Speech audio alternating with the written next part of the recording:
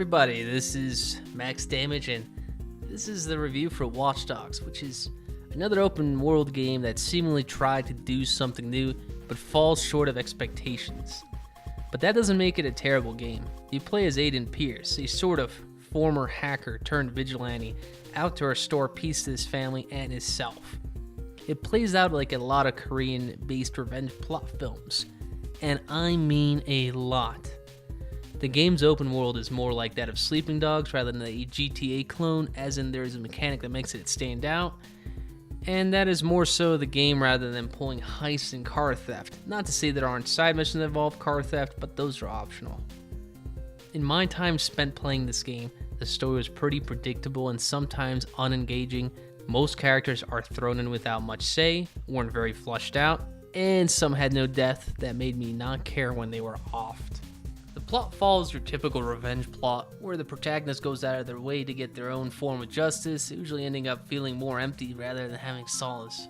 Personally, I felt almost no sympathy for Aiden's situation, despite it being as terrible as it was. The fact he was already involved in some shady business and tried getting out nullifies that. Progression of the game is like any other current open world game. Do missions, whether they are side or campaign or going after collectibles, and you get experience, which in turn leads to skill points. The thing about that gets me with this game, it was too easy to be completely overpowered even before the second act due to the game throwing in almost all of the side missions and unlockables after a few of the first act missions. I found myself having nearly everything maxed out by the first mission of the second act and maxed out by the end of that, and that was with only 10 hours of gameplay. Some of the side missions and collectibles are mostly not worth completing due to the fact that some of them just gave me an achievement and a tiny snippet of extra story, which generally doesn't add to the main story itself, nor from what I noticed, the other characters in the game. I won't be getting really into the online portion of the game, despite the mechanic of the invading player looking like a civilian being somewhat interesting.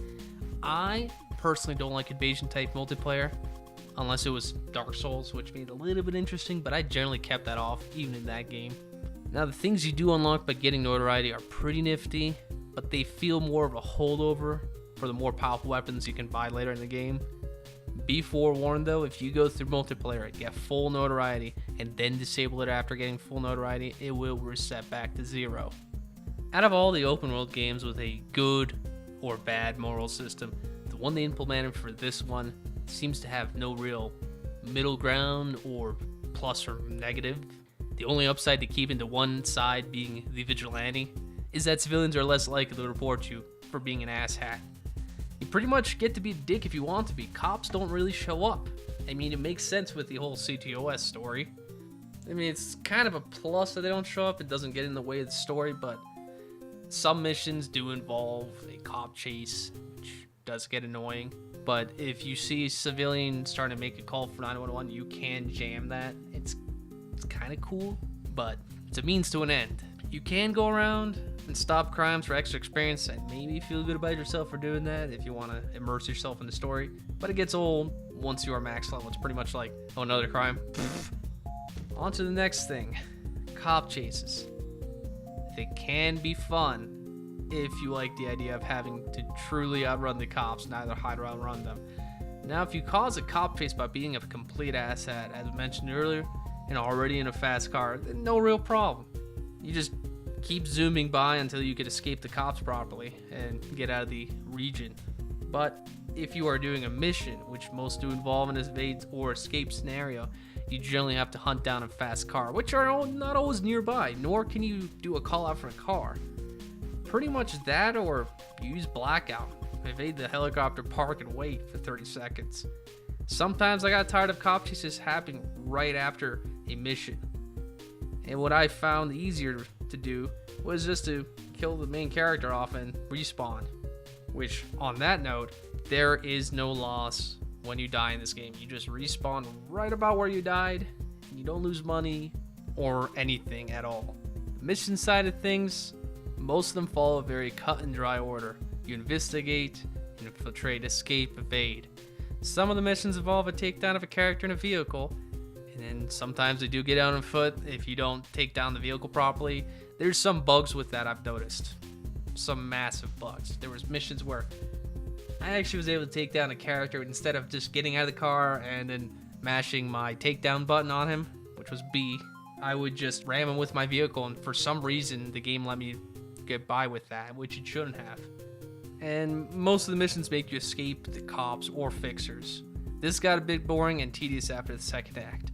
Side missions involve things like take down an enemy convoy, which you can set up traps, use environment, or my favorite, wait for the convoy and use a grenade launcher. Done. That route led to the least amount of disappointment and the most amount of joy. Just watching the huge explosion, no cop detection, nothing. You can just drive off. Other ones are fixture missions where you are either a decoy car for a car heist, steal a set number of cars and return with the least amount of damage, or take a single car to a set destination while avoiding the police. There are also gang hideouts to take out, crimes to stop, packages to find, collectibles such as QR codes, missing persons, privacy invasion, CTOS run, audio logs, and weapon trading, as well as a few other things that didn't feel all too interesting to really pursue outside of the weapon, perk, or car to unlock. There are also mini games in Watch Dogs to make extra income, which range from poker using the Texas Hold'em rules, shell game, chess, drinking, invasion, a type of augmented reality minigame, and cash run, which was also augmented reality. After that, there's a set of minigames called digital trips, which are mini games that don't really add anything to the main game, but add a kind of stress relief. Spider Tank is the best one, by the way. The hacking in this game could have been handled a lot better, as it's only hold down a button and voila, hacked. The hacking minigames that involve the infiltration part of the mission is more akin to pipe dreams style minigame. Basically, get the power to go from one end to the other.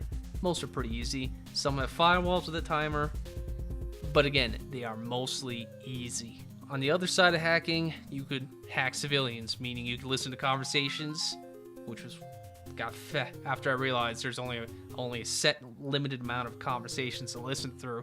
But the important part of hacking is money, or items, or crime locations, or gang hideouts, or packages. Now, on the money part, there was no problem getting over 400,000 in the first 3 missions and having everything already. All you had to do is find the person with the ATM accounts or the ATM Plus accounts where they have more money. And later in the game, there's a perk that labels the characters with important items on them. Now, on the combat side of hacking, you could hack a grenade on an enemy, disable reinforcements, or make a panel near them blow up, or distract them using random various things in the environment, whether it is a cell phone, a protector panel to rise up, or open up a door, letting you slip by if you need be. Now, the problem with the ease of money income was that it didn't take me long to be a walking armory, which I kind of didn't like that, as it cut the challenge down a lot. Even if they added a weapon restriction, the challenge in the game came down more to the frustrating mission design, and sometimes even AI to getting weird.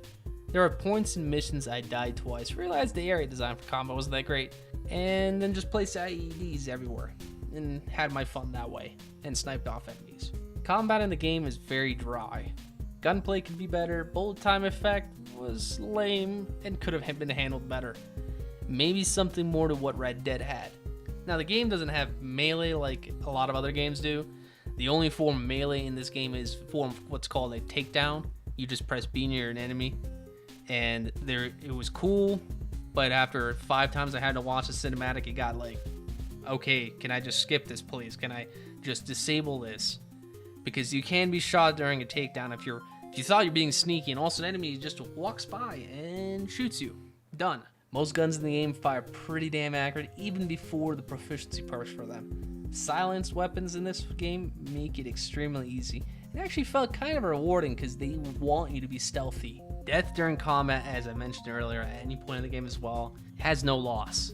You just die, and the game reloads at the last save point, which its autosaves are pretty often. So there's no loss there either. And you already know where all the enemies are. It makes the game even easier.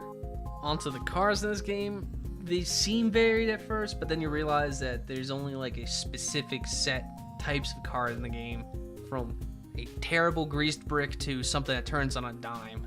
From what I found, The few high-end performance in sports cars, as well as the bikes, seem to be the best used in the game.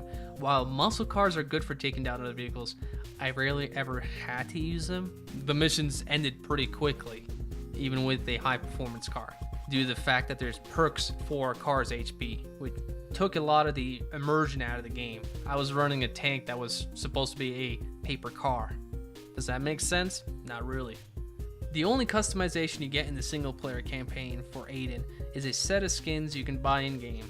Or if you get the DLC pack, you get some exclusive skins with that, which I personally don't support the idea of DLCs, but what can you do? Now, the cars had no customization, and I didn't find this a problem, as I get what the developers were aiming for with no customization for vehicles, as no vigilante would drive a hot pink sports car.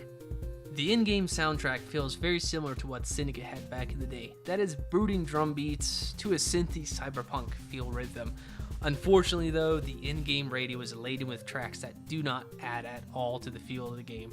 Not all of them are terrible, but they pretty much don't help the game's feel. As gorgeous as this game is, that doesn't make a game good. And this game suffers massive optimization issues on the PC side, with reported issues mostly with AMD drivers. I personally noticed beta drivers offering a few frames more and a bit less stutter. Running an i7 3770K, 16 gigs of RAM, and an R9 270X, I was able to run most of the time on high, but strangely parts of Act 2, I had to run at medium settings. But after Act 2, I was able to go back to high settings, which I had no idea what that was about. I find that personally unacceptable.